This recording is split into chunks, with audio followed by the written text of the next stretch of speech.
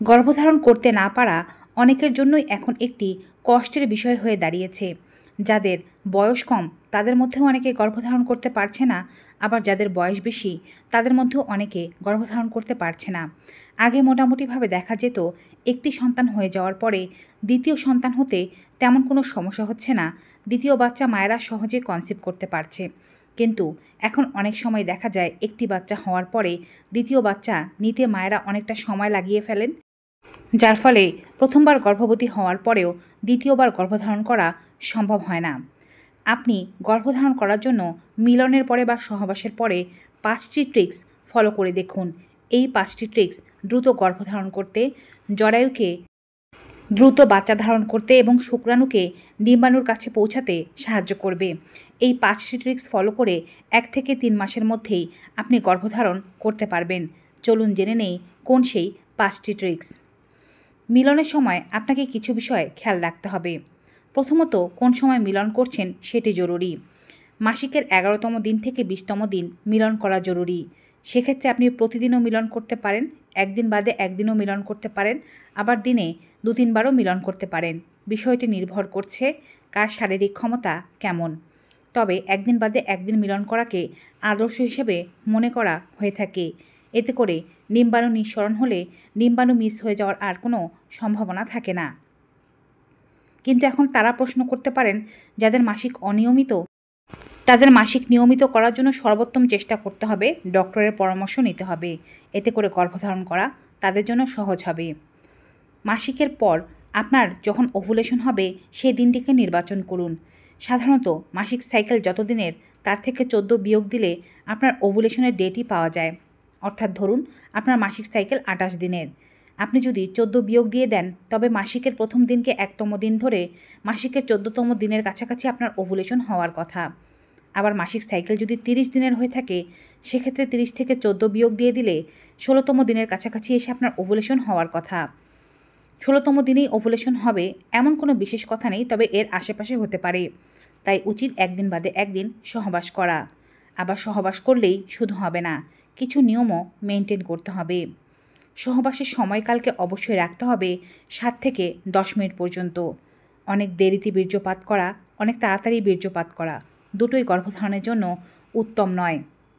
মিলনের আগে অবশ্যই দুজনকে রিল্যাক্স থাকতে হবে, উত্তেজিত হওয়ার চেষ্টা করতে হবে।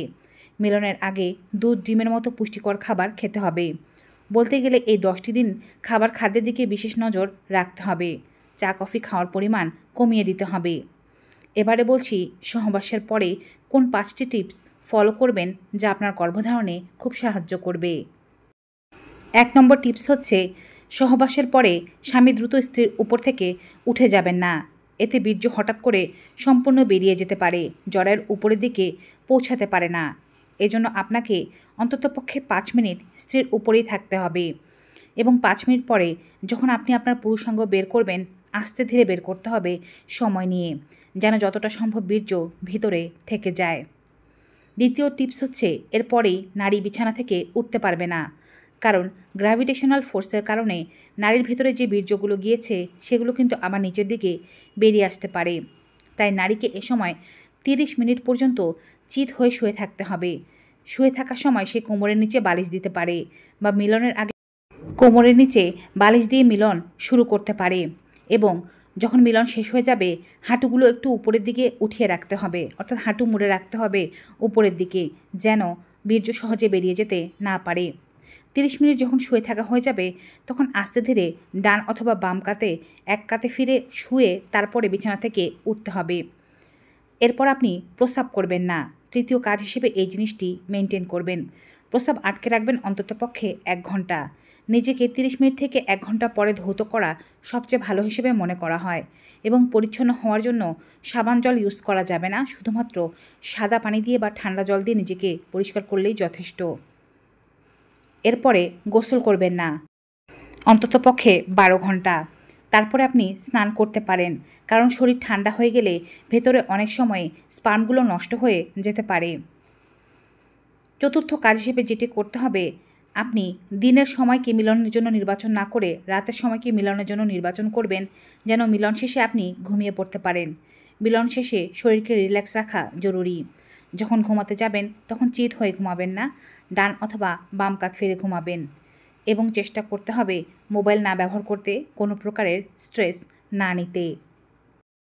পঞ্চম ও সর্বশেষ কাজ হচ্ছে, যে কয়টা দিন আপনি গর্ভধারণের জন্য চেষ্টা করছেন সে কয়টি দিন কোনো ধরনের কেমিক্যাল প্রোডাক্ট, কোনো ধরনের ভিওয়াশ অথবা বাড়তি কোনো ধরনের ভেজাইনাল লোম পরিষ্কার করার কোনো কিছু ব্যবহার করবেন না। যদি পরিষ্কার করতেই হয় রেজারের মাধ্যমে পরিষ্কার করুন। কোনো কেমিক্যাল আপনার জরায়ুর ভেতরে থাকা বীর্যকে নষ্ট করে দিতে পারে। মিলনের আগে থুথু বা জেল ব্যবহার করাও যাবে না যদি গর্ভধারণ খুব দ্রুত করতে চান। তো ভিউয়ার্স, আজকের এই ভিডিওটি কেমন লাগলো কমেন্ট বক্সে জানাতে ভুলবেন না। ভিডিওটি ভালো উপকারী মনে হয়ে থাকলে সকলের মাঝে বেশি বেশি করে শেয়ার করে দেবেন, যেন এমন উপকারী তথ্য সবাই বেশি বেশি করে পেতে পারে। আজকের মতো বিদায় নিচ্ছি। সবাই ভালো থাকুন, সুস্থ থাকুন। Good bye and take care.